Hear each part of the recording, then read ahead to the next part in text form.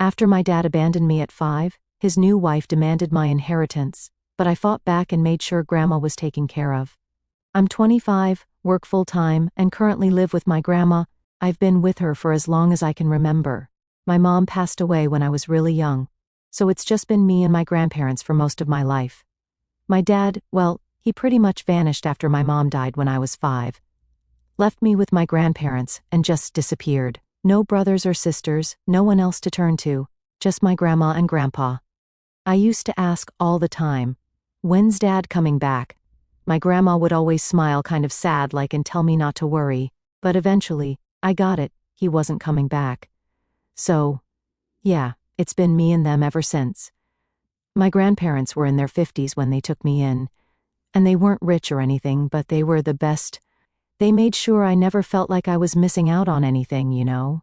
I mean, I wasn't spoiled, but they got me what I needed. And they worked hard to make sure I had a good life. Grandma auditioned for one of the best public high schools around. I'll never forget the look on my grandparents' faces when I told them. My grandpa, who barely ever said a word, got up from his chair, came over to me, and gave me this big, tight hug. I swear it was the first time I'd ever seen him cry. They were so proud of me. I think that was the first time I really felt like I was doing something right, you know, like I was paying them back for everything they had done for me. Grandpa even booked a table at this nice restaurant in town to celebrate. We didn't do things like that often, so it was a big deal. I felt like the luckiest girl in the world that day. But high school wasn't all sunshine and rainbows. A couple of years in, things started to change. I'd come home after school, and the house felt different, like this cloud was hanging over everything. I remember walking into the kitchen one day and seeing my grandma sitting at the table, her head in her hands. I asked her what was wrong, and she looked up at me with these tired eyes and said, "Grandpa's sick."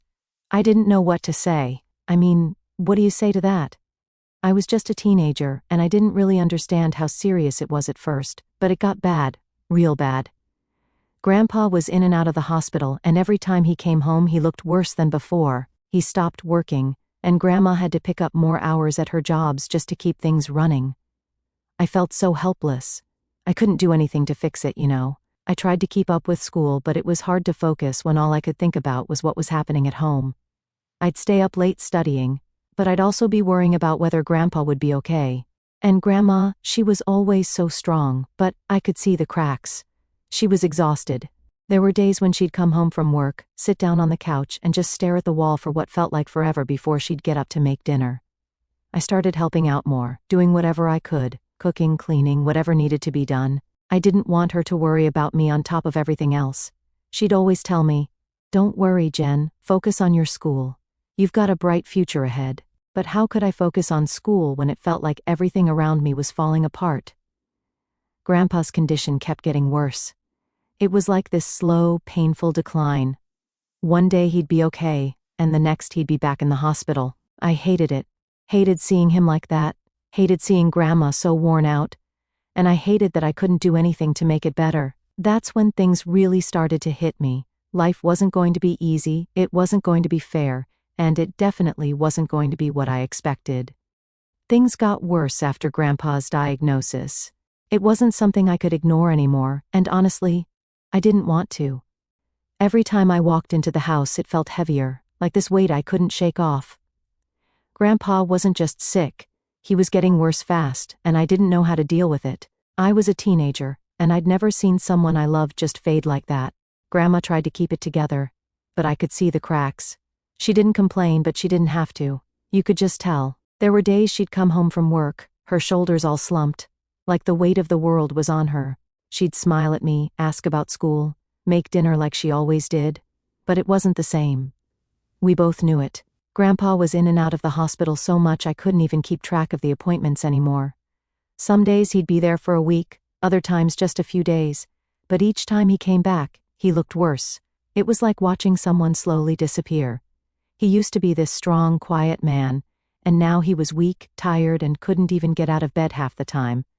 It was tough to see. I wanted to help, but what could I do? I was just a kid. Grandma was the one holding everything together, or at least trying to. She started taking on even more part-time jobs. It wasn't just about paying bills anymore. There were the hospital costs, medication, everything. And even though Grandpa had insurance, it didn't cover everything. I didn't really understand the financial part of it back then, but I knew we were struggling. I could hear her late at night, talking on the phone with the hospital, trying to figure out payment plans, arguing with them sometimes. I tried to step up to help out more around the house. I'd make dinner if she was late, I'd clean, do laundry, anything that I thought might take some of the pressure off. I even got a part-time job at the local store to bring in a little extra cash. It wasn't much, but it was something. But no matter what I did, it didn't feel like enough, and honestly, it wasn't. How could it be?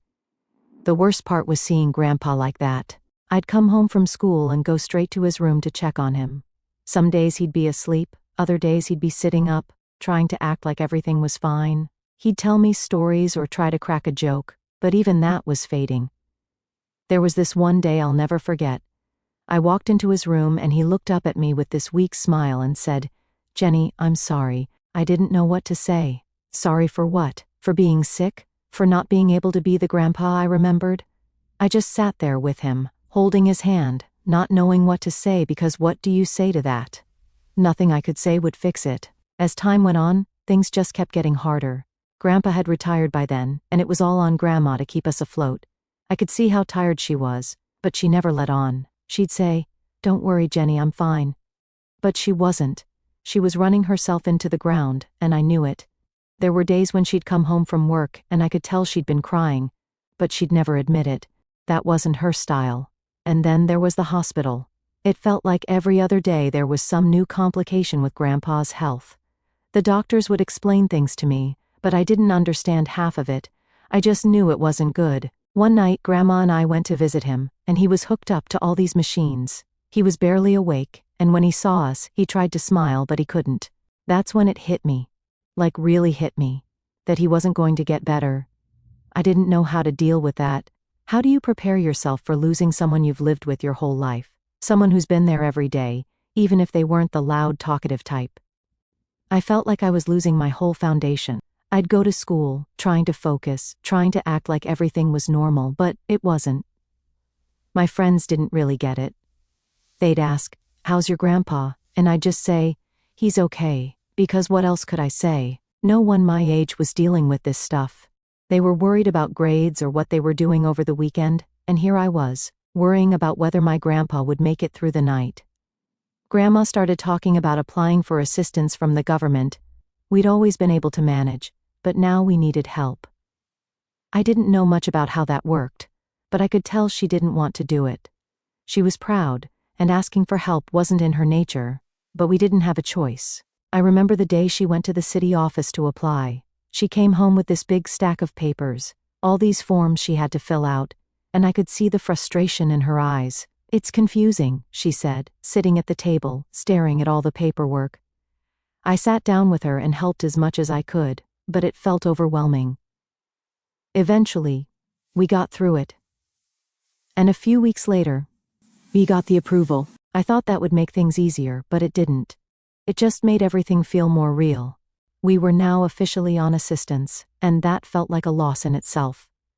As Grandpa's condition got worse, I could see the toll it was taking on Grandma. She was still working, still doing everything she could, but it wasn't enough. It never was. There was one night, after Grandpa had another bad episode, where she just broke down. I'd never seen her like that. She sat at the kitchen table, her hands covering her face, and just cried.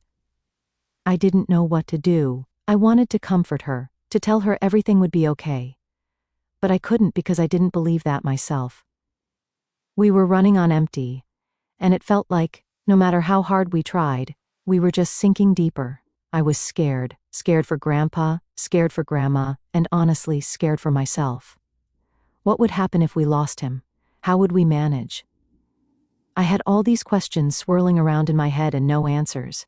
Then, one day, after Grandpa had been in the hospital for a few days, we got the call. I don't remember who answered it, but I remember the silence that followed, the kind of silence where you just know something bad has happened. Grandpa had passed away. I didn't cry at first. I just stood there, numb, like my brain couldn't process it. He was gone, just like that, and everything we'd been holding on to, all the hope that maybe he'd get better, it was gone too. That night, Grandma sat with me on the couch. She didn't say much, just held my hand, and for the first time in a long time, I felt like a kid again. A scared, lost kid who didn't know what the future held. After Grandpa passed, everything felt strange. The house was too quiet, too empty. He had been sick for a while, but somehow we always hoped he'd come home again. When that didn't happen, I think both Grandma and I just felt kind of lost. It's not like we talked about it or anything, but the way we moved around the house, avoiding certain rooms, staying busy, it was obvious. I threw myself into work. I had graduated high school by then, and had to put off college to help out at home. There was no way I was going to leave Grandma alone, especially not after everything she'd done for me. So, I found a full-time job at a local store. It wasn't glamorous, but it paid the bills, and that's what we needed at the time. Grandma, though, she was the one I worried about. She didn't complain, she never did. But I could see how tired she was. She was still working her part-time jobs, even after everything. And I knew she felt guilty. One day, I came home from work and found her sitting at the kitchen table, staring at a stack of bills like they were about to jump up and bite her. I sat down across from her. "What's wrong?" I asked, even though I knew the answer. She just sighed and shook her head. "It's these bills, Jenny. We're managing, but barely. I'm just so tired." I didn't know what to say. I mean, I was tired too, but I wasn't going to say that. I had to step up. "Don't worry, Grandma. I'm working full-time now, remember? We'll get through this." She gave me a small smile, but it didn't reach her eyes. "You're too young to be worrying about bills. This isn't the life I wanted for you." That hit me hard. I could tell she felt guilty, like she'd somehow failed me, but I didn't see it that way. She and Grandpa had raised me, given me everything they could, and now it was my turn to help. I wasn't going to let her carry all that guilt. "Grandma, you did everything for me. I wouldn't be where I am without you, and Grandpa, don't think for a second this is your fault." She nodded, but I could tell she wasn't convinced. After that, I made it my mission to work harder, take on more shifts, do whatever I could to make sure she didn't have to worry so much. It wasn't easy, but it was what I had to do. A few months went by, and things started to settle into a routine: work, bills, sleep, repeat. It wasn't much of a life, but it was ours. Then, one day, out of nowhere, we got a phone call. It was weird because nobody ever called us. I answered, and on the other end was this woman I didn't recognize. "Hello, is this Jennifer?" she asked. "Yeah, who's this?" There was a pause, and then she said, "I'm your father's wife." My stomach dropped. My father? I hadn't heard from him in 20 years? And now, all of a sudden, his wife was calling me? I didn't even know he was married. "Okay," I said slowly, not sure what to expect. "I'm sorry to tell you this, but your father passed away in a car accident." I didn't feel anything. I mean, what was I supposed to feel? The guy had abandoned me when I was a kid, and now I was supposed to care that he was dead? "I see," I said, trying to keep my voice steady. She kept talking, but I barely listened. Something about the accident, the funeral, blah blah. It wasn't until she said something about inheritance that I snapped back to attention. "Inheritance?" I repeated. "Yes," she said, and I could hear the tension in her voice. "He left behind some assets, and as his biological child, you have a claim to them." Now I was confused. This man hadn't been in my life for years, and suddenly I was entitled to his money? It didn't feel real. I didn't even want anything from him. Why would I? But then she said something that really rubbed me the wrong way. "Would you consider giving up your inheritance rights? It would make things easier for us. I mean, for me. We don't have any kids, and your claim complicates things." I couldn't believe it. She didn't even try to hide what this was about. It wasn't about my father's memory or closure or anything like that. It was about money. And not for me, but for her. She wanted me to just walk away, pretend like I didn't exist so she could have it all to herself. "No," I said firmly. There was a pause. "No, that's right," I said, my voice stronger now. "I'm not giving up anything. I didn't even know about this inheritance. But now that I do, I'm not just going to give it up because it's convenient for you." She didn't like that answer. "But you didn't even have a relationship with him. What difference does it make to you?" That hit a nerve. "You're right," I said. "I didn't have a relationship with him. He left me with my grandparents and disappeared, but that doesn't mean I don't deserve what's rightfully mine. I could hear her fuming on the other end of the line. "This isn't fair," she muttered. "I don't care if it's fair to you," I snapped. "He was my father, whether he acted like it or not, and I have a right to whatever he left behind." She hung up after that. I sat there for a few minutes, trying to process what had just happened. I hadn't thought about my father in years, and now, all of a sudden, his death was bringing all this drama into my life. I told Grandma about the call, and she wasn't surprised. "I always knew your father was selfish," she said, "but this, trying to take everything for herself, that's low, even for him." We decided to consult a lawyer just to make sure we knew what we were getting into. I wasn't sure how much money we were talking about, but it didn't matter. I wasn't going to back down, not after everything we'd been through. I wasn't about to let some stranger, someone who didn't even know me, take something that, for once, was supposed to be mine. After the phone call with my dad's wife, things escalated fast. It wasn't just about my inheritance claim anymore. It became this weird battle between me, someone who hadn't even seen her father in over 20 years, and his second wife, who clearly wanted everything for herself. I wasn't trying to be greedy, but the way she came at me, demanding I give up my rights without even a proper conversation, rubbed me the wrong way. So, I dug my heels in. The first thing I did after talking to Grandma was call the family lawyer. He was actually a cousin of ours, and I'd only met him a few times growing up. But Grandma swore by him. She called him a straight shooter, which basically meant he didn't mess around with nonsense. I liked that. I didn't want drama, I just wanted to know what my rights were and where I stood in all of this. I sat down with him a few days later, and he went through everything with me. My dad had left behind a decent amount of assets, some savings, property, a few investments here and there. It wasn't like he was rolling in it, but it was more than I expected from someone who had basically ghosted me for most of my life. The part that got me was how much of this was a surprise. I knew nothing about his life after he left. The lawyer said the second wife had been living pretty well, and now that my dad was gone, she wanted to hold on to everything. "So, what do I do?" I asked the lawyer, sitting in his stuffy office, feeling a little out of place. I didn't know anything about legal stuff, especially something like inheritance. I mean, this wasn't exactly something we learned about in school. "Well," he said, adjusting his glasses and looking through some papers, "you have a claim to half of your father's assets. As his biological child, you're entitled to that unless you choose to waive your rights."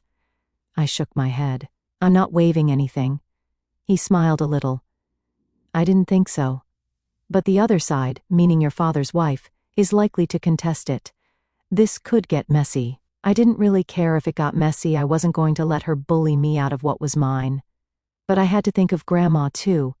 She was still recovering from everything with Grandpa, and I didn't want to drag her into some legal battle. But when I talked to her about it, she was all for me standing my ground. "You deserve this, Jenny," she said firmly. "After everything you've been through, don't let that woman take what's yours." So, that was it. We were in. The lawyer filed the necessary paperwork, and it wasn't long before the second wife's lawyer got in touch with mine. Apparently, she wasn't happy about me staking a claim and was prepared to fight. I tried not to think too much about it, but it was hard. I'd come home from work every day, wondering if there'd be another call, another piece of paperwork, something else to deal with. It started to consume a lot of my time, which, I guess, is what legal stuff does. Then, one day, there was a knock at the door. I wasn't expecting anyone, and Grandma was out running errands. I opened the door, and there she was, my dad's wife, standing right on my doorstep. "Can we talk?" she asked, looking all stressed out like this whole situation was wearing her down. I didn't really want to, but I figured I'd hear her out. "All right," I said, stepping aside so she could come in. We sat at the kitchen table, the same table where Grandma and I had talked about everything just weeks before. It felt weird, like I was letting the enemy into my house, but I was curious about what she had to say. "I know this must be strange for you," she started, fidgeting with her hands. "You didn't have a relationship with your father, so why are you pushing this?" Her tone wasn't aggressive, but it was clear she was trying to guilt me into backing down. I wasn't having it. "I didn't have a relationship with him because he left me," I said, keeping my voice steady. "But that doesn't mean I don't have a right to what he left behind." She sighed. "But I was his wife. I was there for him when no one else was." "I'm not saying you don't deserve something," she said. "I'm his daughter," I replied. "And I'm not giving up my rights just because it's inconvenient for you." Her face tightened. Inconvenient? You have no idea what this has been like for me, losing him, dealing with all of this, and now this inheritance battle. You don't even need the money. I felt my blood boil a little at that. How did she know what I needed? She didn't know my life, didn't know the struggles Grandma and I had gone through.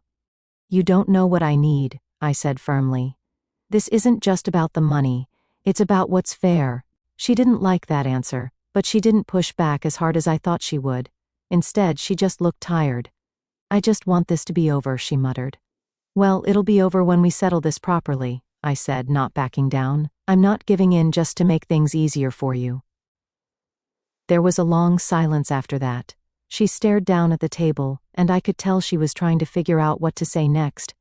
But whatever she was thinking, she kept it to herself. After a few more minutes of awkward silence, she stood up. I hope you reconsider, she said, her voice flat, like she knew I wouldn't. I didn't say anything as she left, just watched her walk out the door, feeling this weird mix of anger and confusion. I didn't want to fight with her, but I wasn't going to let her push me around either. When Grandma got home later, I told her about the visit. She just shook her head. She's desperate, Grandma said. But don't let that change your mind. You're doing the right thing. I hoped she was right. I didn't like how things were playing out, but I knew one thing for sure. I wasn't going to let anyone take advantage of me. Not now, not ever again. So after the visit from my dad's wife, things got even more complicated. The legal stuff was already in motion, and I knew we weren't backing down. I didn't hear from her again directly, but my lawyer sure did. He started getting all these aggressive letters from her side, trying to push for a quick settlement, basically trying to get me to give up. But I wasn't budging. The thing is, this whole situation had started to wear on me. I wasn't sleeping great, and every time the phone rang, I'd get this knot in my stomach, worried it was more drama about the inheritance. Grandma kept telling me to stay strong, but I could tell she was getting tired too. We didn't have the luxury to ignore it. Every day felt like there was a new letter, a new request from their lawyer, trying to get me to give up, and I was starting to feel like I was stuck in a never-ending battle. Then, out of nowhere, my lawyer called me one afternoon while I was at work. We've got a problem, he said, his voice all tense. I immediately felt my stomach drop. What now? I asked, already bracing for the worst. She's contesting your claim, he explained. She's saying that your father didn't want you to get anything, that he specifically wanted it all to go to her. I was stunned. What? How can she say that? There's no will that says that, right? He sighed. Right. But she's saying that was his intent, that he just never got around to putting it in writing. I couldn't believe it.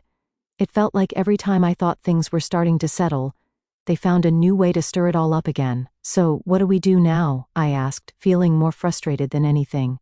We fight it, he said simply. She can claim whatever she wants, but unless she's got solid proof, it's not going to hold up in court. It's a scare tactic, plain and simple. I nodded, even though he couldn't see me. I knew he was right, but it didn't make it any easier to deal with. Every step of this process was just dragging out, making everything more exhausting. Weeks passed, and we kept going back and forth with their lawyers. At one point they even tried to say I wasn't really his daughter. Yeah, seriously. They were that desperate to get me out of the picture. I couldn't believe the lengths they were going to just to keep me from getting what was mine. I remember sitting down with Grandma one night feeling completely drained. I don't even know why I'm doing this anymore, I told her, slumping down on the couch. Grandma gave me this look, like she knew exactly how I was feeling. You're doing this because it's the right thing, she said, her voice firm. Don't let them bully you out of what's yours. Your father might not have been in your life, but that doesn't mean you don't deserve your share. She was right, but it was hard to keep that in mind when it felt like the fight was never going to end. Still, I kept going. We filed responses, showed up to meetings, and basically just kept pushing forward. Then, one day, I got a call from my lawyer that changed everything. They're offering a settlement, he said, his tone surprised. A settlement? I repeated, not quite believing it. What kind of settlement? They're offering to split everything 50-50, no further contest, he explained. They'll drop all their claims, and you'll get half of the estate. I sat there, stunned. After all the fighting, all the back and forth, they were finally willing to settle. I didn't know what to say at first. Part of me felt like maybe I should have kept pushing, maybe I should have held out for more, but the other part of me was just relieved that this might finally be over. "What do you think?" I asked him. "I think it's a fair offer," he said. "It's what you were entitled to from the start, and it's better than dragging this through court for another year." I nodded. "Okay, let's take it." When I told Grandma about the settlement, she looked relieved too. "I'm proud of you," she said, smiling at me. "You stood your ground, that's what matters." And just like that, it was over. The paperwork was filed, and within a few weeks the estate was officially divided. I didn't feel the rush of victory or triumph that I thought I might. It was more like this quiet relief, like a weight I'd been carrying around for months had finally been lifted. We got our share, and it was enough to take care of the bills, put some savings away, and finally let Grandma retire from all those part-time jobs she'd been working. That was the best part of all of this. She didn't have to struggle anymore, and for the first time in a long time, I felt like things were going to be okay. I thought a lot about my dad after everything was settled. Part of me still couldn't believe how things had played out. He wasn't a part of my life, hadn't been there for me or Grandma, but in the end, he'd left something behind. Maybe it wasn't intentional. Maybe he never meant for me to get anything. But it didn't really matter anymore. I had my life, and I had my family. My real family, the ones who had always been there for me. When I looked at Grandma, finally resting after years of hard work, I knew we had made the right choice. It wasn't about the money, not really. It was about standing up for ourselves and not letting anyone take advantage of us. My dad's wife might have wanted it all, but in the end, we got what we deserved, and that was enough for me. Update: It's funny how things change after everything calms down. After all the drama with the inheritance was finally over, life kind of just moved on.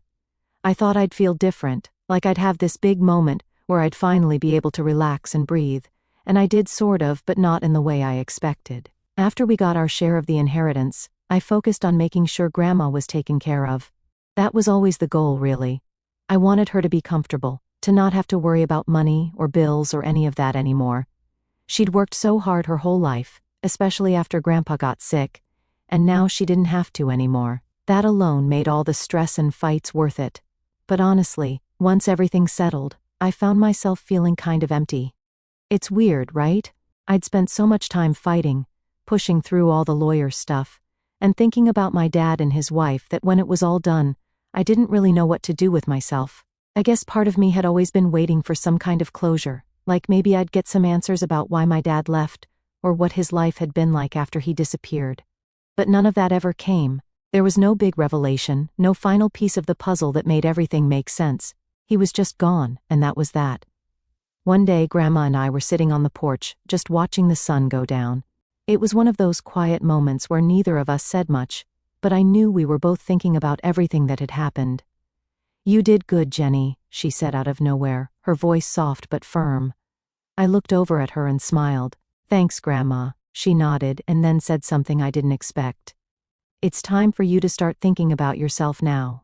You've been taking care of everyone else for so long, but you've got a whole life ahead of you." I didn't really know what to say to that. She was right, of course. I had spent so much time worrying about everyone else, I hadn't really stopped to think about what I wanted. But now, for the first time, I felt like maybe I could.